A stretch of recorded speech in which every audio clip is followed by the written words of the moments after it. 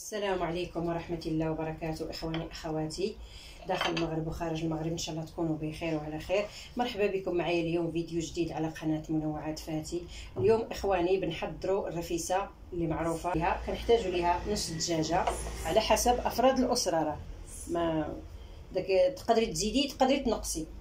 نص دجاجة، كاس ديال العدس، نص كاس أو جوج عواشق ديال الحلبة، عندي في العطريه او التوابل، عندي راس الحانوت، سكينجبير، التحميره اختياري في اللي كيديرها في اللي ما كيديرهاش، عندي الخرقوم، عندي البزار، الملحه، الثومه، عندي اللوز للتزيين، التمر حتى هو للتزيين، عندي هنا 4 البصلات متوسطات، نص كاس ديال الزيت مخلط بلديه وروميه، الملون اولا عندك زعفران شعره ديريه، الملون اختياري. على بركه الله ندوزو للتحضير. بنجيبو الطنجره ديالنا، بنحطو فيها نص الدجاجه، بسم الله على بركه الله، نحطو العطريه ديالنا كامله. عفوا نسيت نقول لكم السمن، راه كيدار فيها حتى السمن غير ما حطيتوش انا، والعطريه كلها غادي نحطها هنايا. بسم الله، يكون واضح قدامكم. هذه العطريه كلها بنحطها على الدجاجه. الملحه ما نحطهاش لان انا درت السمن مالح، بعدين نشوف كان خصها نزيد. نحط البصيله ديالي،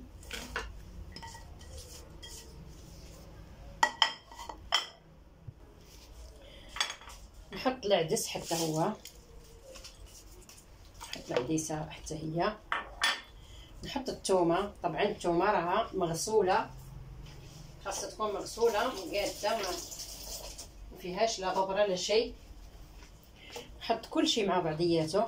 الحلبه في اللي ما كيبغيهاش نخليها غادي نطبخها بوحدها، واللي بغاها يحطها قدامه.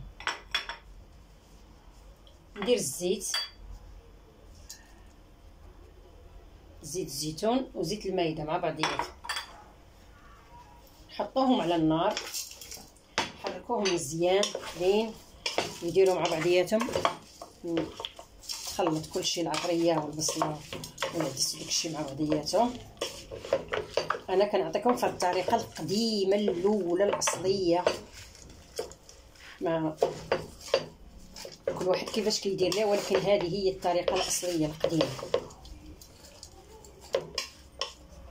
حطوها فوق النار. العجينه انا ما غاديش ندلكها. هنا اشنو درت؟ هنا غادي ندوزو دابا للعجينه.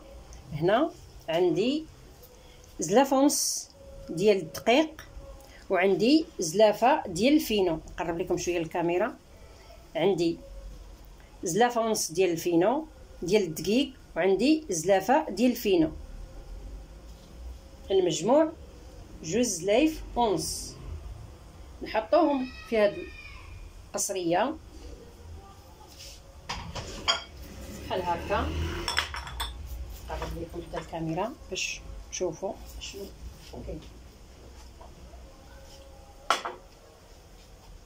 نديرو واحد الرشه ديال الملح، رشه صغيره،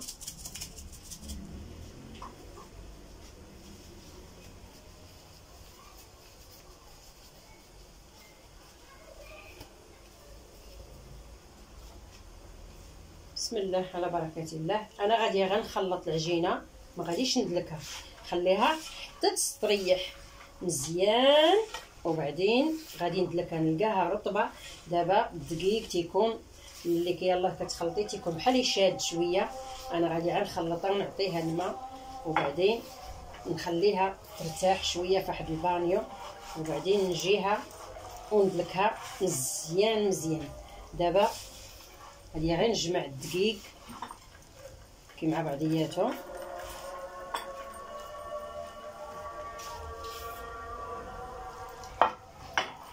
نجمعها كلها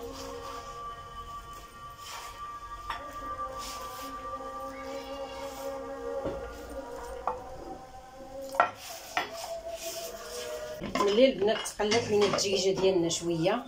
شفتوها كيف نرويوها. دابا نديرو الروا، نزيدو عليها الروا بس ما نكثروش الروا، ما نكثروش، نديرو غير شويه ديال الروا باش ما تجيناش الرفيسه باسله. نديرو غير شويه بحال هكا، نديرو واحد الغراف دابا وديروا الروا اللي زعما القياس اللي يسدكم، باش ما تزيدوش، ما تبقاوش ما تزيدوش في الرفيسه الماء باش ما تبسالش. انا درت 2 كيسان صافي. هذا هو نرجعها دابا طيب.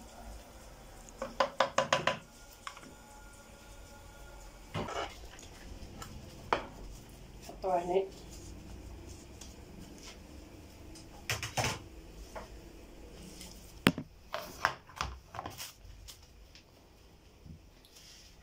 نجيبو شويه تاع الزيت ندهنو بيدينا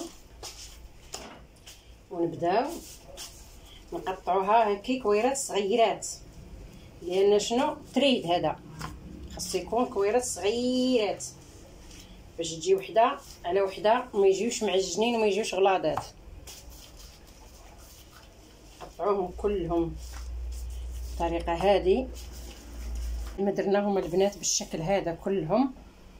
غادي نجيب واحد البلاستيك غذائي ونغطيهم، نخليهم يرتاحوا واحد 5 دقائق باش شنو ملي نزيدو نسرحوا فيهم ما يجيوناش قاصحات. خليهم 5 دقائق ثانيات.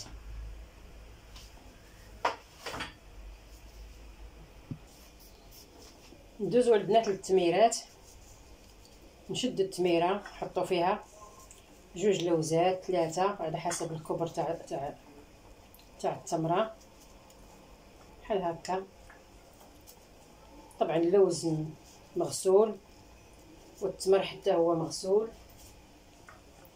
واللوز مسلوق ومحمر في الزيت. انتي حره، بغيتي تحمريه في الزيت حمريه، بغيتي ديريه في الفران ديريه. المهم عمري التميرات بحال هكا وحطي باش نزينو بهم قصريه. اذا كان عندك التمر اكبر من هذا ديريه، لان هذا قصير شويه. قد ما كان التمر كبير قد ما تيبان في التقديم، وانا ما كانش عندي التمر كبير، عندي هذا شويه. ونحط بحال نديرها مع صغيرين باش تجي وحده على وحده.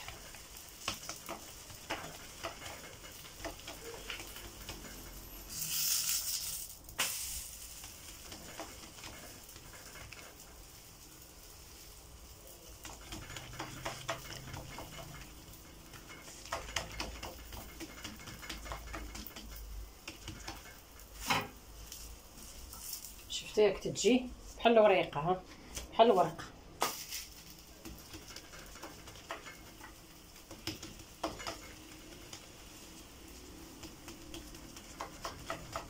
نحطو عليها هاد الثانيه.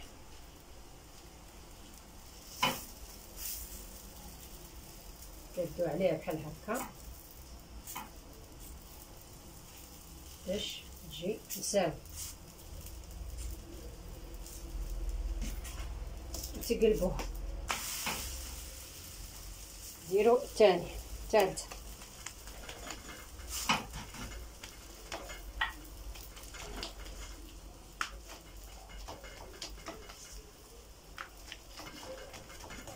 دير هيك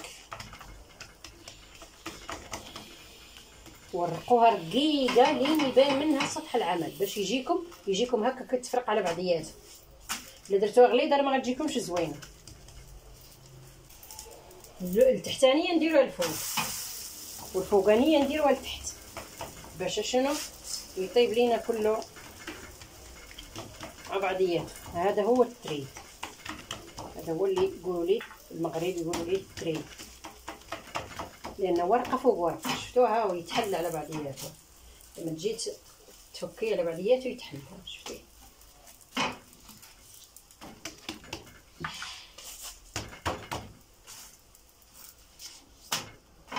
حطوا هذه فوق منها عاد بشويه لان رقيقه، تلحقوها غير بشويه.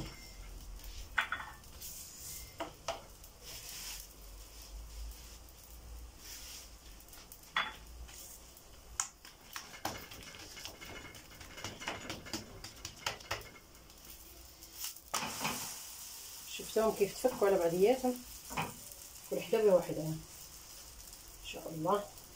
جاو زوينين كلهم متفكات على بعضياتهم.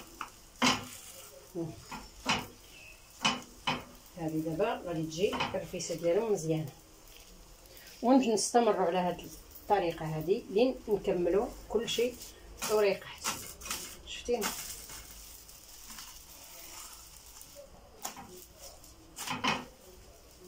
ان شاء الله تريد زي بحال الريشه ان شاء الله. هذا التريده البنات ان شاء الله مجموعه اوراق. شوف طلع كل ورقه بروحها ما شاء الله. شفتوها نقدروا دابا شفتي كيف تفرق عليهم ندهنوها بالسمن او الزبده او اللي عندكم. انا عندي شويه تاع السمن كندهن فيها بالسمن، وندخلوها الفران باش تزيد تتحمر.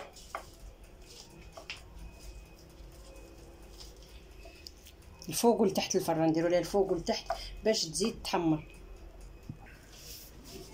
هذا التريد تاعنا البنات، هذا التريد تقطعي بيدك هكي بحال هكا. في اللي يقطع فيه بالمقص، ولكن انا لا ما تنبغيش نقطعو بالمقص، نقطعو بيدي باش يطلع هكي فتات صغير، يطلع هكي صغير ما يطلعش غليظ.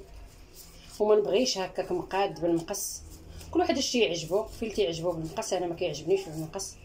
تنبغي نقطعو هكي عشوائي، ما يجيش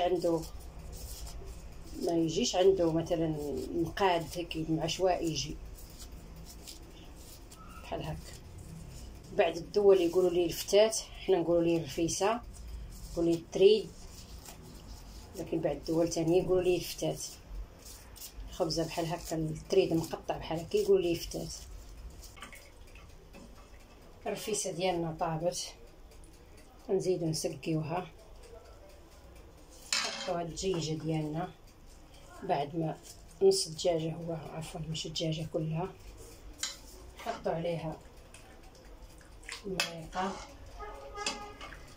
والعدس والحاجات هذه كلها بحال هكا، نسقيوها كامله. انا دايره قصيريه صغيره لانني انا دايره الرفيسه غير شويه ما دايرهاش بزاف، فسقيت في هذه القصيريه.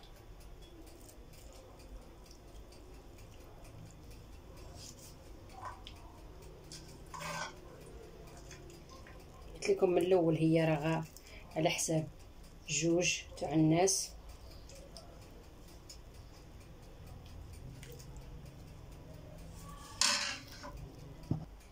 اخواني اخواتي، هذا الشكل النهائي ديال القصريه ديالنا ديال الرفيسه او الفتات. كاين بعض الدول تيقولوا لها الفتات، حنا تنقولوا لها الرفيسه. هذا هو الشكل ديالها النهائي. هذه حلبه، واللي بغى يحط قدامه يحط.